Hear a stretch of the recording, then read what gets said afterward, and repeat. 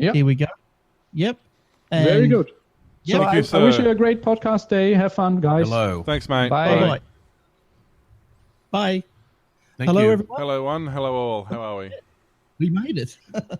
Yes, Glenn. I'm Glenn. Eric in the blue. There he is. And Will down the bottom. How do? We are Glenn, from Australia. I think that I'm getting a bit of feedback from you. Is that okay? Have you closed your other blab that we are testing one we had open? Yes. Okay, try that. Hello. Yes. Testing. Okay, Hello? cool. That's it. Okay, very good. Very good. Hello. Sweet. Sorry about that. No worries. Teething problems. It's all good. Happy yes, International Podcast Day. that's it. Yes, so those are the intros. That's me talking. Eric with the other glasses on, and Will down the bottom. I need to get Now, glasses. we've I feel got left out. Our International Podcast Day would like to thank our platinum sponsor podcasters, Paradise. Oh, our platinum sponsor podcasters, Paradise. Okay. That's it. Our gold sponsors, Appendipity and Spreaker. And silver sponsors, Simple Podcast Press, Ringer, that's RINGR, and Scatter Radio. Without their support, International Podcast Day would not be possible. Find all the information and special discount codes for these sponsors at http://internationalpodcastday.com/supporters. So go there and have some fun. That's it. So, yes, we are Aussie Tech Heads. We broadcast from Australia. We do go live every Thursday night, Australian Eastern Time at about 7:30, and we talk about tech news. Probably much like, as you might say, the maybe Leo Laporte tech news type of show. Probably not as Without the spectacular talent as- of budget. We're a little bit looser, but it's fun. We have a lot of fun. Maybe. So we're going to talk tonight. It is nighttime our time, about 8 p.m. in Australia. We're going to talk tonight about how you can podcast for free. That's You right. can spend a lot of money. Sorry, And, Will? I was going to say, just want to tell a lot of our viewers who obviously we've got our normal streaming audience is predominantly Australian, so it's we just probably should mention this that if we have jittering or stuttering or bad internet or dropouts, it's because Australian internet sucks. So just bear with us. We're going to do our best, and hopefully we can entertain you guys tonight. Yeah, so there's a couple of technologies in Australia with internet. We have the ADSL, which goes through the phone line. We have the 4G over the airwaves there, and we have cable. I think Eric and myself are on cable, and Will is actually on another technology, Yeah, I'm the on NBN. the NBN, the National Broadband Network, that sort of only works when it wants to, which is Now, our is it working tonight, William? It is actually for the first time since I've had it in a month. So basically, it's NBN is a hybrid system. The government decided that our internet was bad, so let's jumble all the bad internets together and make one really bad one. So that's working so far. Look, we might as well get straight into it. And depending on your internet connection, I suppose, how you want to proceed with podcasting. You don't have to stream live. You can record it and then edit it, package it up, and shoot it to iTunes, which is obviously the place you want to be because it's free and that's where most people go. That's it. I mean, the main thing is, and we learnt this from early on. I mean, as Aussie Tech Heads stands, we've been around for, 6-7 years, something like that. Oh, a bit longer than that. Well, Glenn, how long is it? How is it? Is it? In our 10th year, Will. Yeah, no, I 10th know year. that, but I mean, you don't really count the first couple of years, are a little bit sketchy. But I mean, one thing we've learnt over the last 7 years of that 10 is that audio is the main focus. So regardless of what you want your podcast to be, which we'll talk about, how you sort of come about that later, but before you even decide if you want to do a podcast, if you want to do audio, you want to do video, what it's going to be, the first thing you need to do is make your audio sound good, whether it be buying a decent microphone and a set of headphones and another sound card, whether it be however you want to do it, audio is the key. If audio is bad, doesn't matter how bad your video is, and you don't even need video, but if you have bad audio, people will not listen. And I just agree, 100%. Yeah, just expanding on that is, look, it doesn't matter. Like, you might have a Skype connection if you want to do a podcast with two people. You might have a Skype connection there with the other person who's remote. Look, as long as you, the host, have got spectacular audio, that's what we strive for. That's we right. don't always get there. But as long as the host has the best audio, listeners will they'll put up with a bit of scratchiness from the Skype caller. Yeah, So that's right. as long as one person... And it generally, when it's on the podcast, it's generally a lot clearer because the host who's doing the recording actually has the best audio. Yeah, exactly. Yeah. That's it. And, of course, in a situation where there are... In this case, there's 3 or 4 of us usually doing a show, and there's usually at least 2 of us recording it because you always want a redundancy. It's one thing we learned early on. Never just have one recording of anything. Even if you use a program to record the stream or a program... Somebody else uses a program to capture video or audio, but you need to have a double redundancy. So, like, I think the first thing to do is, like, you'll have to, like, obviously you're going to have to spend a little bit of money just to get your small little setup, but to actually do it week after week, we're going to tell you how to do it totally free. So get yourself a decent mic. Don't rely on the webcam mic. That sounds... No, oh, God forbid. Yeah. So grab yourself a mic, a decent mic, even a USB mic. That's fine, just as long as it's something good. Look, I've invested in a small mixer. My mic is XLR. I go into the mixer, and look, it gets a bit complicated from there, but I can take Skype calls in, Will, and say, Eric, come in on one channel. I can control their volume on that channel on the mixer. I can control my volume through the mixer, and if I want to push any computer noises or sounds or music out to another channel on the mixer, I can. So once you get your head around setting your mixer up, you're fine. But you can do it without a mixer. You don't need a mixer by any stretch. And you can get really good USB microphones. The microphone before I had this one, this is actually a Shure Rodecaster, I think they call it, so it's a fairly decent mic. My previous XLR mic was just a $25 one from the music store, a vocal mic. So not great, but it had decent sound. And before that, I had a USB microphone, and it wasn't anything special. It's just an eBay one, but it was a condenser microphone, so it had good audio pickup for vocal range. They're not expensive. They start. You don't want a $5 one. Probably $25-$30 will get you a reasonably decent microphone. Especially if you want to go USB without having to use a mixer. Of course, the better the microphone, the better the mixer. I mean, I'm running a DigiDesign M-Box mixer, which is like a $2,000 mixer, which you don't need to run. I'm also running multiple sound cards that help loop back with recording and stuff. But yeah, that's the thing. And also earphones. Don't use your speakers because you're always going to get feedback from your speakers into your microphone. So you always want to make sure you've got...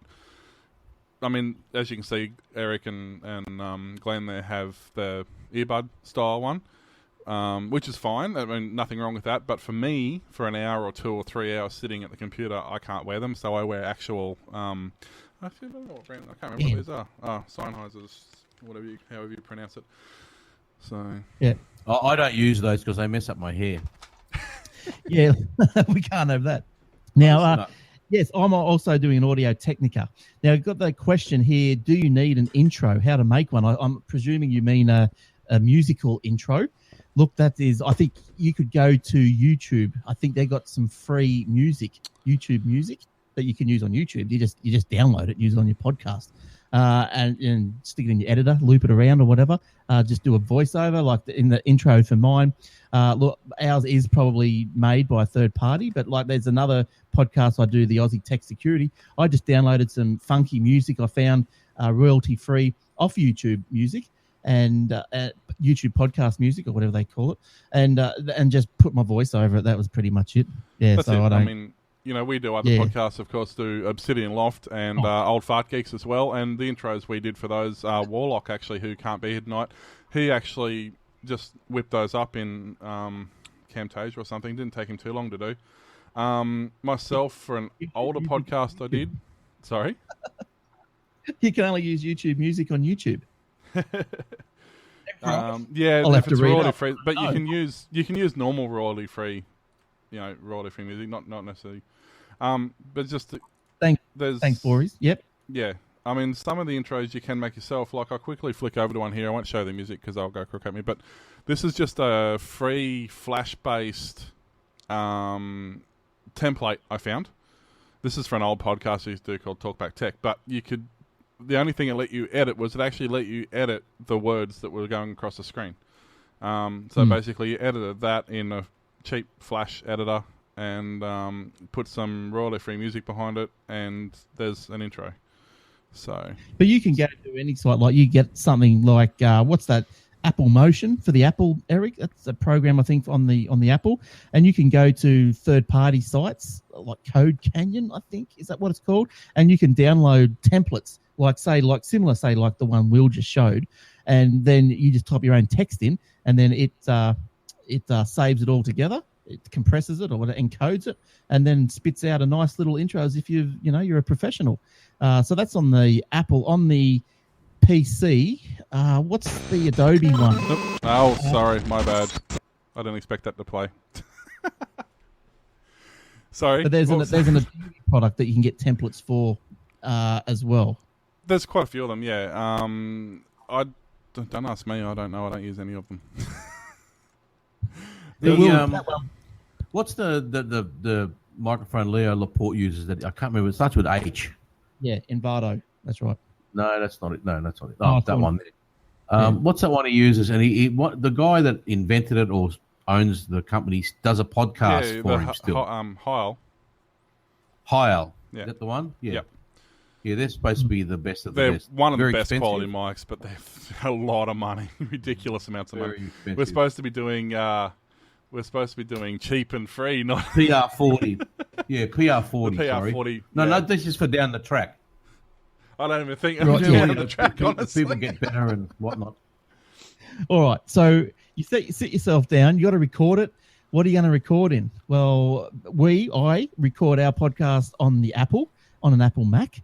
I'm a PC person, but the only thing my little Mac Mini does is GarageBand and record the damn thing. Because look, I had been trying Audacity on the PC, Which is what I use. and I'd lost an episode once because Audacity crashed, and then it was so hard to try and piece all the tiny little pieces of that file back together. Look, the GarageBand saves it as it goes. I think that's invest in something decent. Find yourself a nice little.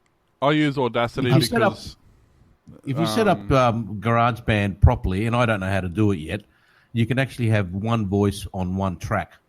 Yep. You So can do it's a that with lot easier Audacity to too. edit when someone might swear by accident, for example. So for I think you got the used to. So for the majority of our fine. viewers who are using Windows, I use Audacity. It's a free program, works well. Those couple of gremlins that Glenn talked about are ancient. They don't happen anymore. It's got auto recovery. It's got auto saving. It's got a lot of auto stuff. You can set up as many tracks as you want. You can put in. One thing I love about it is there's there's nothing recorded there, so you can't see these. But the amount of built-in things it has, everything from noise cancellation to echo cancellation to all your auto levelers, all that sort of stuff. It saves fairly compressed audio. It has a double redundancy, so if it does crash, it's saving the raw format as well, which it will recover on reload. So yeah, Audacity for me, if I'm just doing audio, which let's face it, when was the last time I recorded just audio? I normally record video in two places, like I'm actually doing tonight. We're actually recording on Blab, but I'm also recording in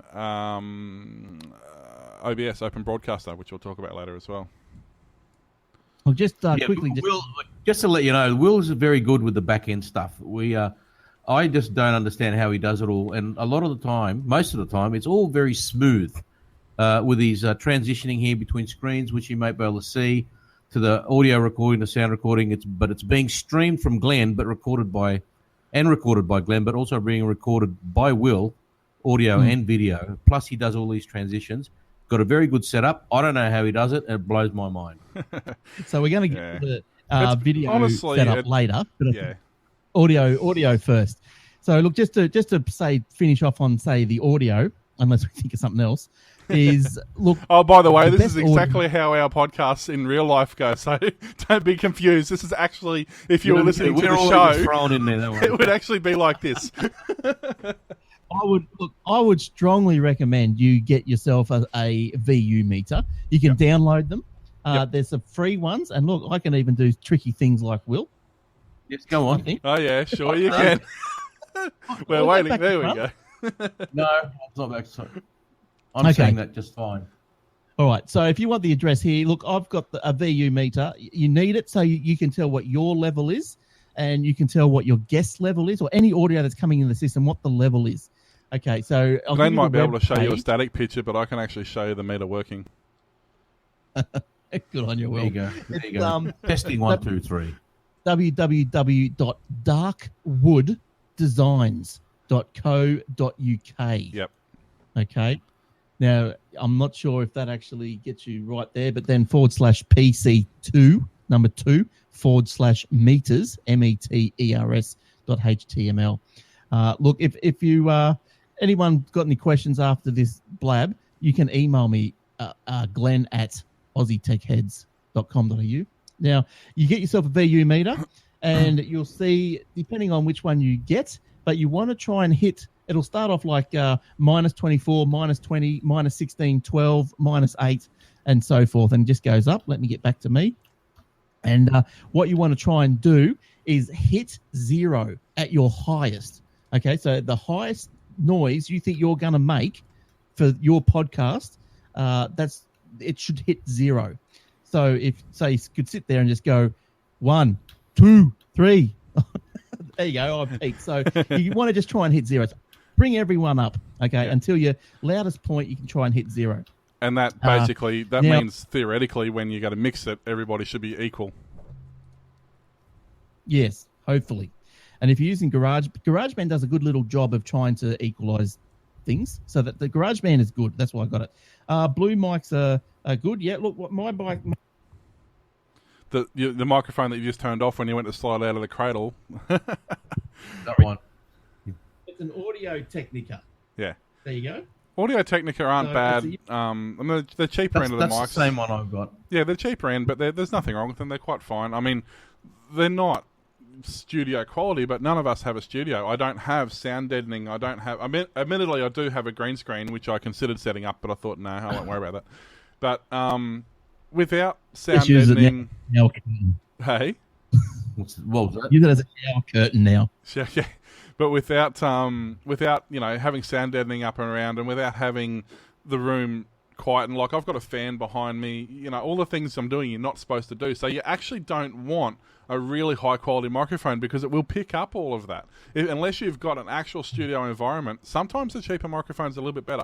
Yes, you may sacrifice a little bit of sound quality, but for clarity and for ease of setup and use, sometimes it's better.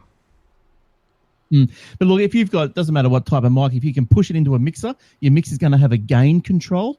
And then if you're getting a lot of background noise, you can turn your gain down. And then it might mean that it sort of lowers the threshold the mic is picking up. So it might make you sound a bit soft, and you might have to turn yourself up a bit, but it's not bringing in, the sound of the air conditioner that you just turned on, and things like that. A lot of microphones I've got a fan on here now, and you can't hear anything. Yeah, that's right. No, it's good. A lot of microphones have unidirectional and multi-directional, so that if you're sitting in front of it, you're getting a nice direct stream to the mic. Like with this one, if I turn away from the mic, it's really off mic. Like you've got to be right in front of it, which of course has its advantage that it keeps the audio clear.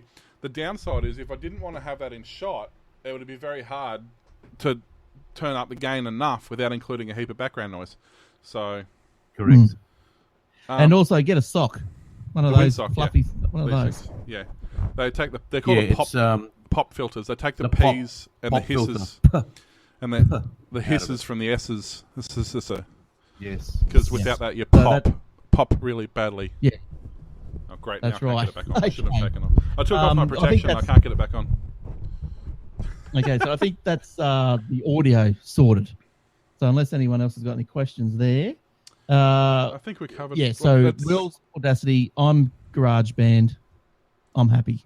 Yeah, I mean, video. As I said, if you want to do it for free, really, and if you are just starting out and you're not even sure if you want to do it and you don't know if you can do 2 episodes or 200, something like Audacity is perfectly fine because it is full-featured enough to give you a nice, compressed, clean recording, and it's free. So, just be patient with it. Muck around with it for a while before you do your first show, whether your show's live or not live. Just muck around with it for a while. You'll get the hang of it. It does work. Yeah, it does. From time to time. Now, I don't think you could probably call video I suppose you get a video podcast, can't you? The- I suppose Well, you can. that's what we Because do every week. The vodcast. but I iTunes guess. is.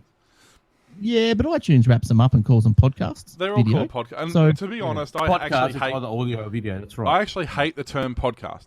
Podcast has its roots back in when the It's had iPad its was day, a thing, I think. and it was Yeah, when it's had its day. it was for It was netcasting for iPods, which is where podcast came about. So, personally, Yeah.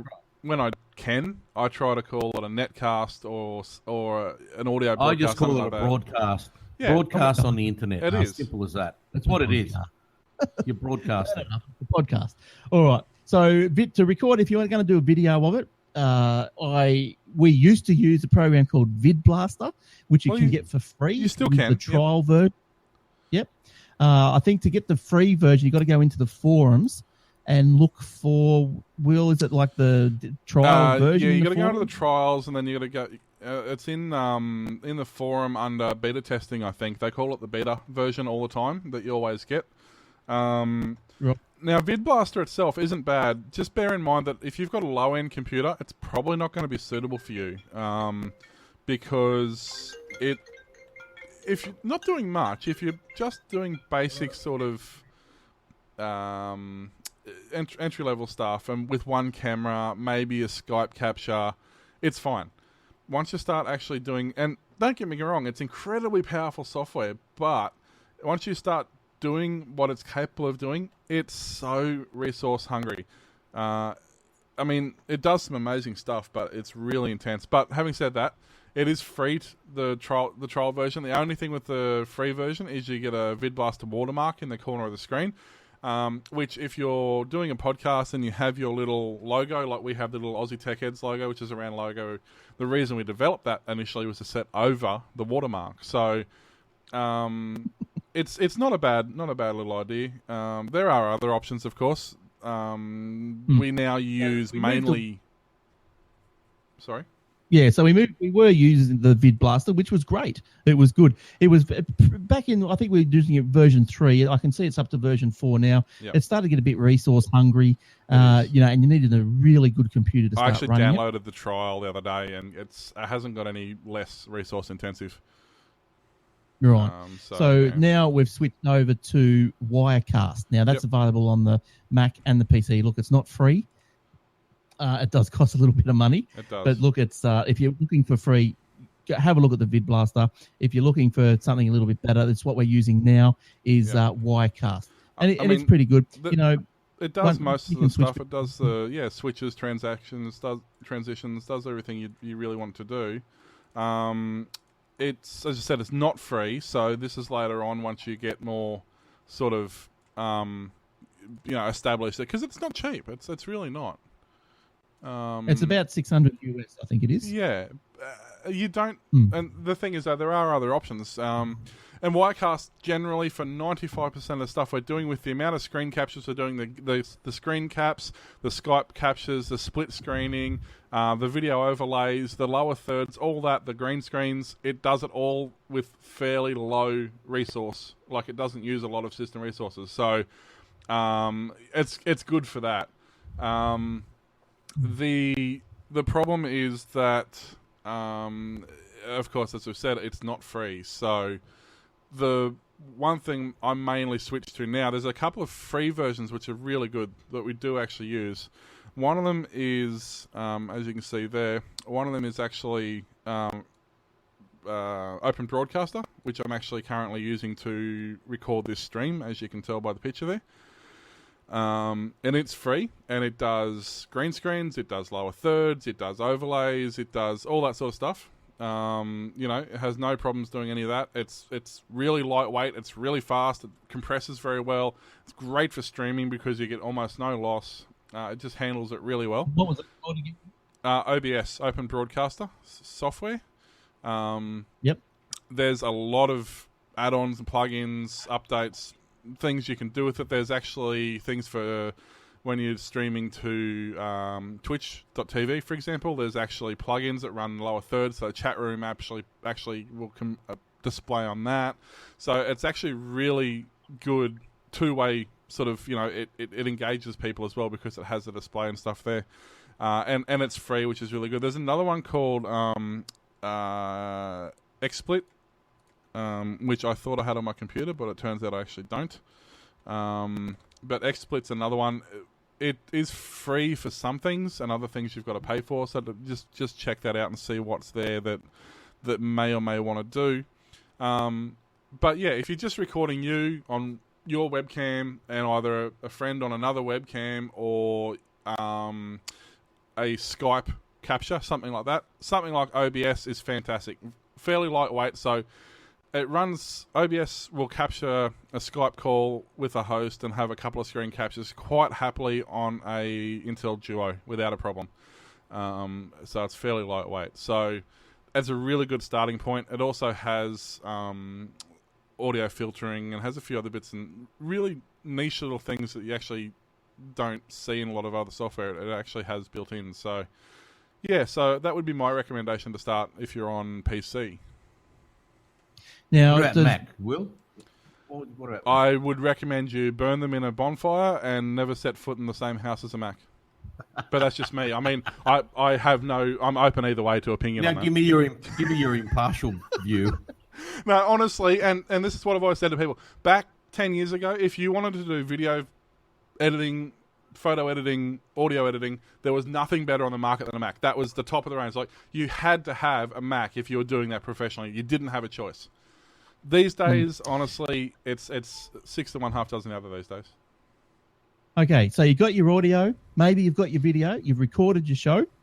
Now, you might want to edit it. Some people, they meticulously go through the audio and the video. They take out all the ums and the ahs. They take out all the blank spaces. You do whatever you have time to do, I suppose. Yeah, on our show, I just leave them in. I don't like editing. It's time wasting as far as I'm concerned. I've caught myself tonight saying a lot, partly because there's 1,600 people watching, which is, for us, it's amazing. 603. So I'm slightly more nervous than usual. Hello, but everyone. One you got thing, yeah, pretty much. But the other reason is I'm dog tired. But part of the reason I stopped umming and ahhing a lot was early on when I was broadcasting. Who said I'm tired? Every episode I recorded, I actually went through the episodes and removed all the ums and ahs and dead air and blank space and fidgets and carries on. And within half a dozen episodes, I stopped umming and ahhing. Yes. It's a really good way to stop you from doing it. That's right. Yeah. Always listen back to your podcast in order to improve your podcast. And listen no back. umming and ahhing. Make sure your pronunciations are correct. Yep. People, you don't speak too quickly because people can't understand you. Doesn't matter how good you are with what you're talking about. People are going to turn off. That's one thing I just still a little do. Bit of, you'll only need to probably listen to half a dozen episodes or maybe a little bit more. Yeah. And the umming and ahhing and the blank spaces, they will stop. That's right. I mean, yes. I didn't and ah at all then. It's not natural. It's not natural to talk to a camera. Like, my camera is like within reaching distance. It's just there. My particular setup, I've got 4 screens, so I've got stuff going all over the place. But normally you've got one screen in front of you with a camera sitting on top of it. It's not natural to sit there and talk at the camera because it feels really weird. I look at the screen in front of me rather than the camera. If you look at the camera, it's like, hello. Another trick that a friend of mine who does podcasting, he told me, get yourself go to the store, $2 shop, and buy a, smile badge, don't worry, be happy, whatever, those badges with the smiley faces on them. You cut out a hole in the center and you stick it over your webcam so that when you're looking at your camera, it actually looks like a face there. So you kind of have this impression of engaging. Can I pick a more attractive face to look at? You're probably not too attractive because you'll get distracted. You can't put a picture of yourself up there. Start flirting. No, I won't be getting into any of those girls, Glenn. Thank you. So you've got your audio, you've recorded your audio, and hopefully you've edited your audio, all your ums and ahs. Look, as I said, I leave most of mine in. Yeah. I don't think that I would take too many out unless it was really, really bad at some stage. But I think sometimes the ums and the ahs are just a general flow of the conversation. That's right. As long as you're not just going, you can over-sterilize it. You can over-sterilize it and make it try not to stutter as well. Yeah. You want to try and get a bit of a flow. Don't read from your notes. Try and just get dot points and just make it up, ad lib it. Just go from what you know. You're doing a podcast course, you love it, so you know about it. So you don't. There's no need to read about your content. Read your content. You know about it. So do that. You get a nice flow, hopefully. One thing to bear in mind of too, when you're using Skype or whatever program you're using, just bear in mind that there is a lag. So whether it be Blab, whether it be Skype, whether it be Google Plus, Hangouts, whatever you're using. So when you'll get the hang of it when you're having a conversation with somebody, but you'll kind of figure out that they're a word away from the end of their sentence. So you'll start your next point just as they're wrapping up. So it actually feels really smooth. But when you're first starting off, there's depending on the program, up to a second lag time there. So you tend to talk over people inadvertently, but you do kind of figure that out a bit. Yeah. Yeah, you do work that out after a while, and it's just you get skills in preempting.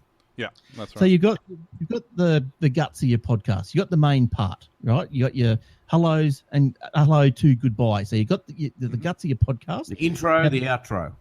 Yeah. So the intro to outro, but now you got your music, your intro music, and your outro music. Now instead of putting all that together each week, I've put it together once. So I've got the intro music here, and on another line, I've got the outro music. I mute them, record the podcast, and then I just unmute the intro and outro, move it all together, and then encode. So it's virtually like a template, and I just use the same one each week. So it's like a template, makes it dead easy. Same with video. I use GarageBand. I use to edit the audio together, and Sony Movie Studio I use to edit the video. I've got all my video intros. And then I've got all the little outro, and then I get the meat of the actual recording.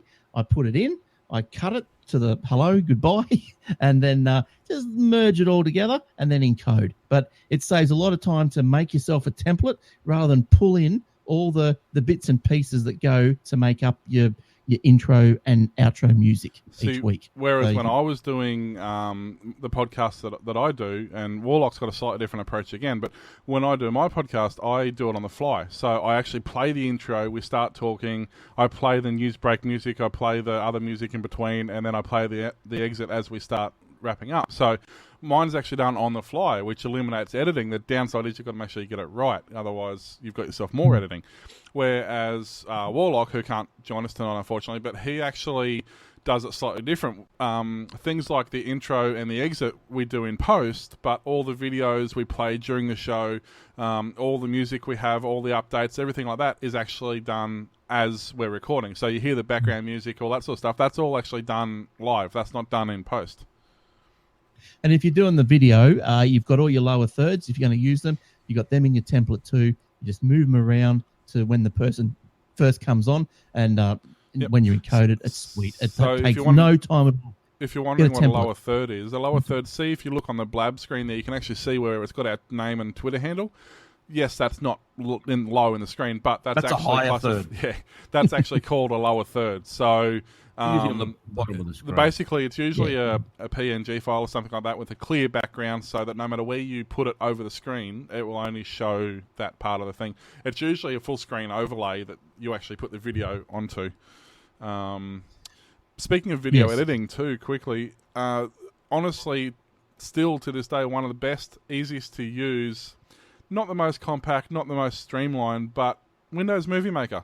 When you're just starting out in a podcast, you've just got a bulk podcast recorded, there is absolutely nothing wrong with what Windows Movie Maker can do. I've done a lot of podcasts in it, plus a lot of other, actually most of my YouTube videos. I do have Camtasia and Sony Vegas and a few other ones, but 9 times out of 10, I actually just come back to Windows Movie Maker. It's lightweight, it's quick, and it does basic editing very well.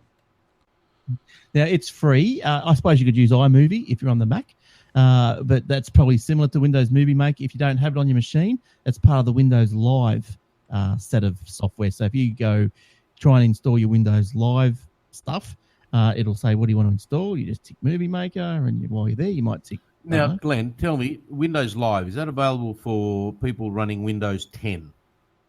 Oh, I guess so. I don't know. I'm not on 10 yet. I guess so. Oh, dear me.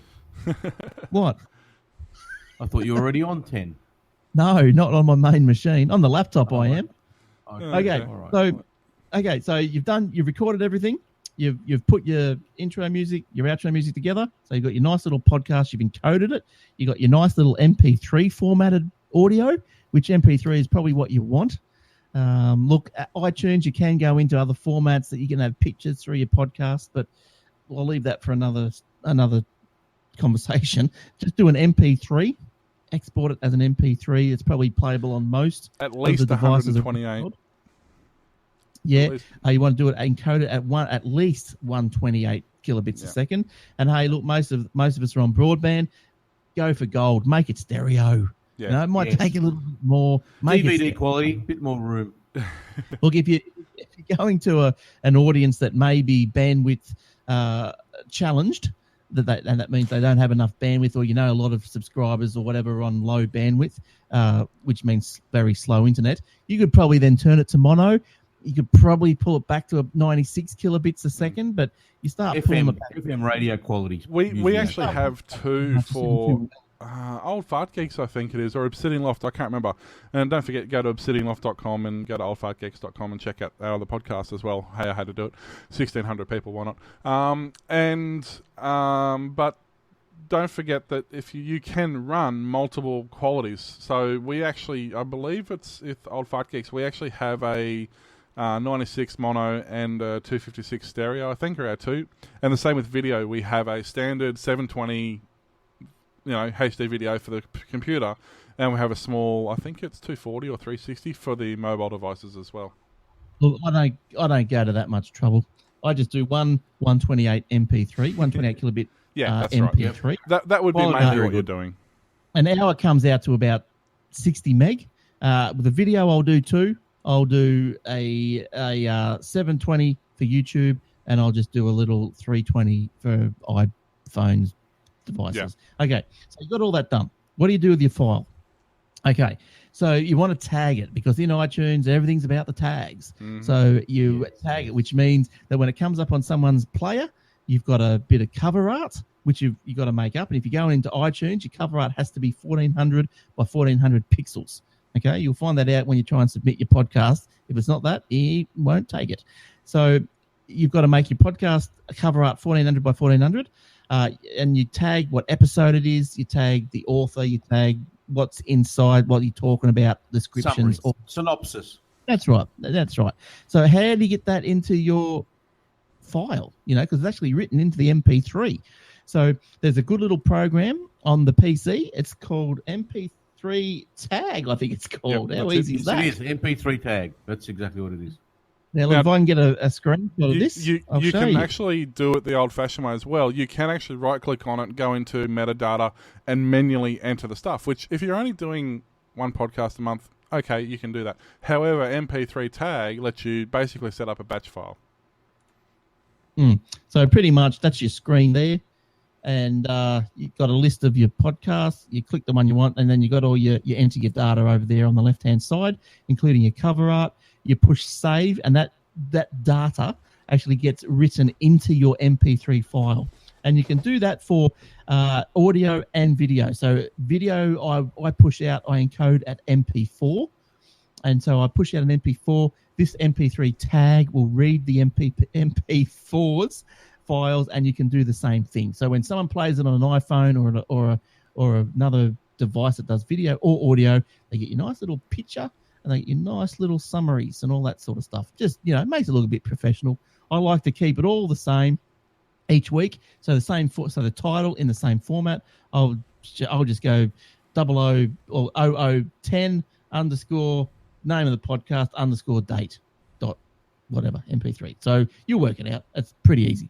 So that's how that little thing works. So you tag it, and where do you upload it? Right. Well, you don't upload it to iTunes. They don't do that. You submit things to iTunes.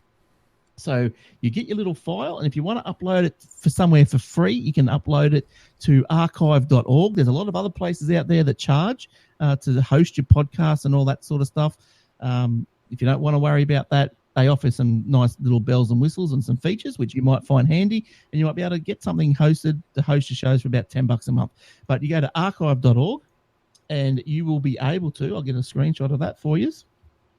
archive.org, and you'll be able to upload your video and audio straight to archive.org. There we go. Of course, if you have your own host, you can do that as well, but it does take a fair bit of room. It adds up pretty quick. So yeah.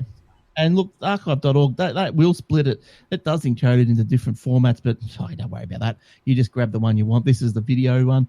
As you can see, just heaps of episodes uploaded. The archive.org, look, they'll ask for donations every year, but it is only an ask, and it is a donation. I'll sling him a few bucks every year because, otherwise you've got to pay for this sort of service. So that's right. This is pretty good. So you can make up your archive.org and your little space there, upload for free. Away you go. Bob's your uncle. And it's there for, I don't know, forever long they're around, I suppose. Okay, yes, the website, yes, archive, archive.org. So archive as in a record archive, a book archive.org. archive.org. Now, look, you probably might have to, all these things take a little bit of, you're not just going to pull them up on the screen and just go straight into them and, hey, you're professional. Takes a little while. I can vouch for that. When I had my show, how long ago was that now? Chewing the Fat, it's still up there. Search for it if you're an Australian because it's really only topical. But, yeah, it is. It takes a while, and that did my head in for a while. But after all, you do get the hang of it with the MP3 tag and the archive.org. Yeah. And make sure you do the tag, obviously, before you do the upload. So if you don't, well, you got to do, if you do the tag, then you upload, because then you've got everything encoded, the pictures and the data encoded in your file. Yep, otherwise you've got to pull it all down and start again. Trust me, I've done that a few times. And don't forget too, also one thing that may be critical with what determines if you're just doing audio or video and audio is your upload speed. Now bear in mind, if you're on ADSL2, for example, in Australia, your maximum upload speed generally is going to be 0.5 meg at a push. So if you're uploading a 1080p video that's an hour long to YouTube, it's going to be somewhere around a gig, given depending on what compression you use. But that could take 3 hours, anywhere from 12 hours onwards, just depending on your connection. So that may be a part in it. You may want to go, okay, well, I've got ADSL 1 where I got 128k upload. I'm only going to do an MP3. And bear in mind that an MP3 could still take you 3 hours to upload if you've got a slow connection. So something like that also does bear on what you're doing. It's only been the last 12 months that I've actually been uploading 720p videos to YouTube, and that was on 1.5 meg up on cable. I now have NBN where I've got 30 meg up, so I'm not fussed either way. But it really is reliant a lot on your internet speed for that sort of thing. Especially if you're trying to do something like Skype. Be wary too, if you're doing Skype and you've got 2 or 3 people, you may only be able to do audio. You may not have the bandwidth to do a video conferencing with other people. Good point, William. If you're going to stream, and just quickly going back to the programs we use with Wirecast, it will actually stream as well while you record. So you can stream to Ustream. You can stream to YouTube. You can stream to a number of other ones. But look, you probably need at least. Look, I struggle with 2 meg. 1.5. It has to be 1.5 minimum. I'd say at least 2. Well, you can always downgrade your video to 720p or slightly lower, 680 maybe. That'd be the otherwise. Any less than that, and it's a bit dodgy. Well, if you go to live.Aussie Tech Eds, which is where we normally stream to, I'm actually currently streaming to there as well, and you'll see that I'm actually streaming in 720 to there, and I'm using about 800k a second to do that. So that's constant of 800 to a meg. So you do need to make sure you've got that bandwidth free, plus enough to Skype, to YouTube, to whatever you're doing on top of that as well. So I think pretty much you've done all that. You've uploaded your file. Now what do you do with it? And I think pretty much we pretty much haven't spent anything yet, have we? Except on the equipment. And speaking of equipment, money on a microphone if you choose to do that. Yeah. That's pretty much it. One thing we did, and I'm assuming you already had a computer, so you're not going to go and buy another one.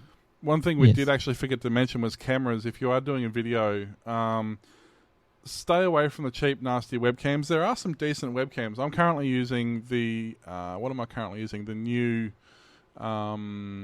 Logitech one that they've just brought out, the 930, I believe. No, what is it? The 930E. Yeah, is the new one that just relatively new one they've just brought out.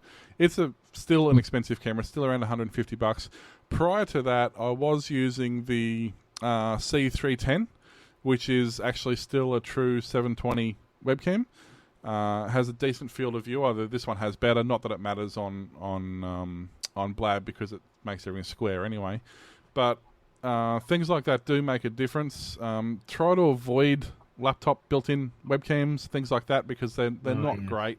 Yeah. You can also use programs like if you've got, I don't know how it works on Apple. I'm sure there probably is programs. If you've got Android phones, there's numerous programs that let you use your phone as an IP camera, and these actually have very good cameras in here working over your Wi-Fi. You'd sit that on your screen, and use it as a Wi-Fi camera, so you can get good quality that way. There are some other options using things like camcorders, for example, which have HDMI inputs, whether it's a camcorder or whether it's even things like GoPros, things like that. They've got HDMI out, so you can actually put a HDMI capture card in your computer, or you can use a USB HDMI capture card, which honestly aren't that expensive. They're $30 or $40. So if you've got an existing HD webcam or GoPro or something like that, you can use a cable to capture it that way, so you don't need to worry about spending any extra money. But for a decent starting camera, look at the Logitech 9 series. It's they're fairly good value for the money. So I think, okay, so you've uploaded your audio to the archive.org, or you uploaded your video to archive.org. Probably I also upload to YouTube for the video. Get your best video, you encode it the best way, upload that to YouTube, because, hey, that's iTunes and YouTube is where people hang out. So that's where you got to be. I only do the archive.org video just for people who want to subscribe with their iPhone or something. But other than that, they can also still find me on YouTube, and they can shoot that to their TV through the Apple TV or whatever else, the Chromecast or whatever. Now, what do you do when your file's up there? You need to be able to tell iTunes that you have got a file ready to go, ready to be downloaded. In iTunes, there's a little button that says Submit Podcast. You go to the podcast catalog. There'll be a button there, Submit Podcast, over to the right, I think it is. You submit it, you follow your nose, and that's easy. You'll need an RSS feed. How are you going to do an RSS feed? Well, I'm not sure how Will does it. He will tell you how he does it. I do it. I've got a little program that I did buy. Actually, I think it was about $40. And it was Feed for All. It's been the most simplest thing to do a feed in. It is very, very simple. Look, I can see if I can give you another Feed for All. I mean, I actually use Feed for All as well. There is other ones called Feedity or Rapid Feeds. There's a few of them I've played with. Most of them are online based, which means at some point they're going to make you pay for it, whether it's once you hit a certain amount or something like that. They're okay. I mean, there's nothing wrong with them, but honestly, in this case, it's one of the few times where you are better off spending what is it, $40? I think it is for Feed for All. I spent $40 on it as well. Yeah, it's definitely worth buying. It's very good. It's very good. It's very simple. And once you've got it, you've got it. You don't need it again.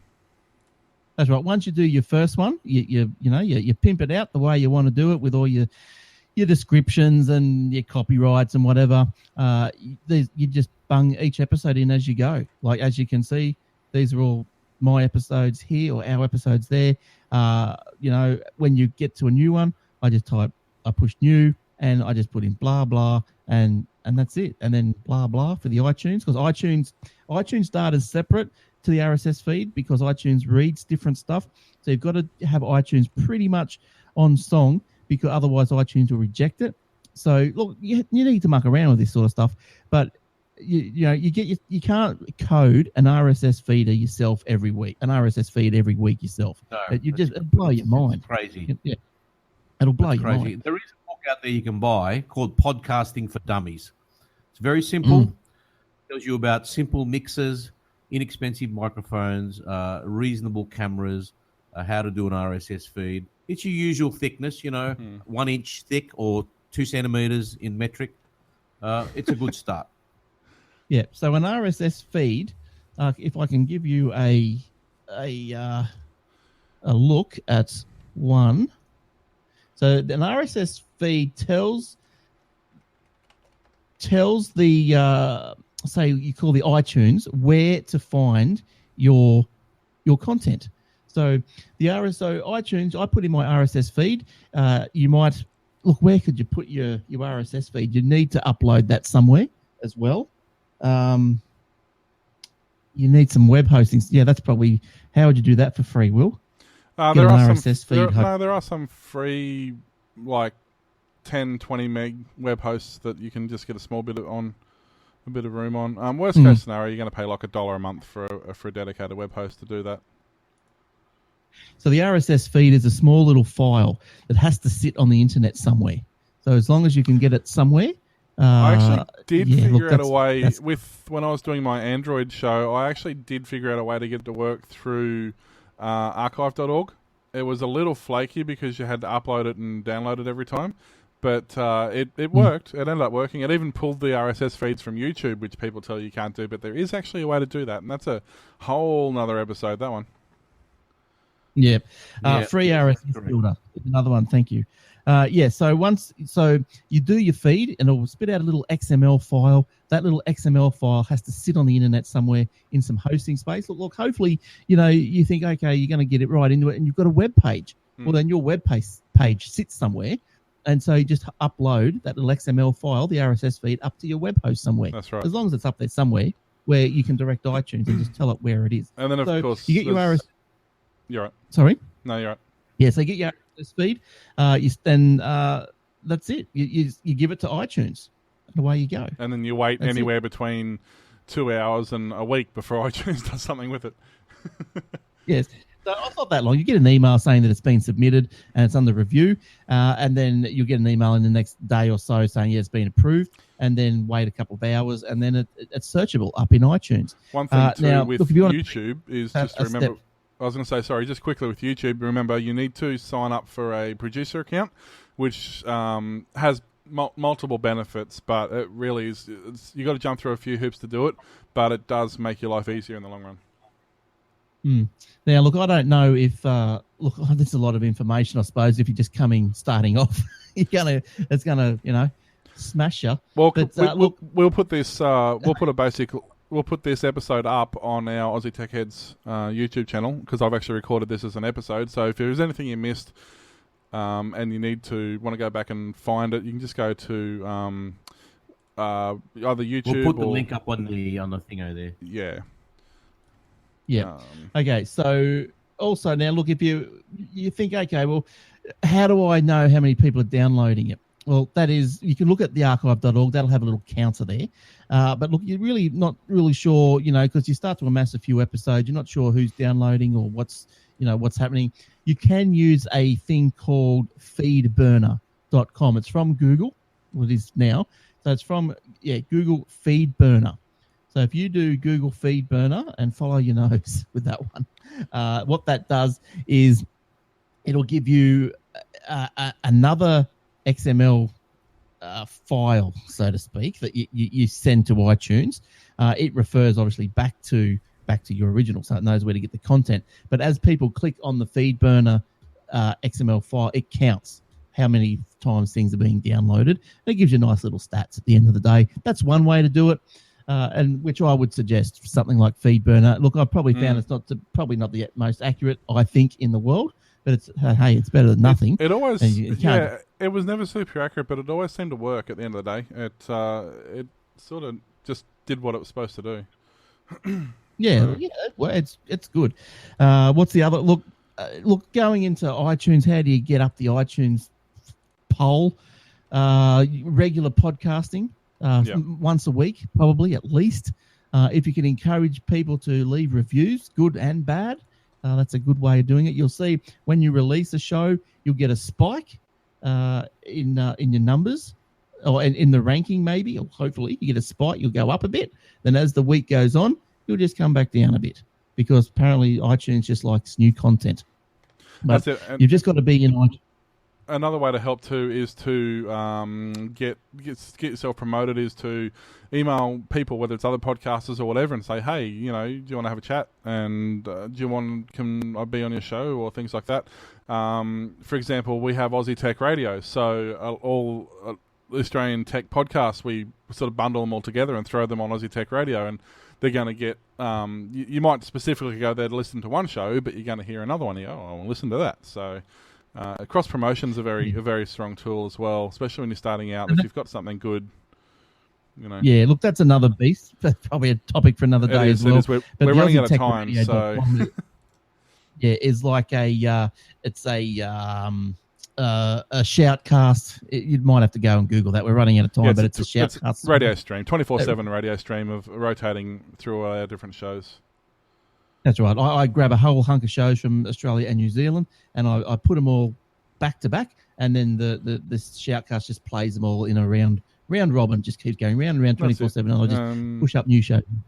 Geek Sphere and Aussie Tech Heads, of course, and Osroy's podcast, and Boys of Tech, and a few other ones that are up there as well.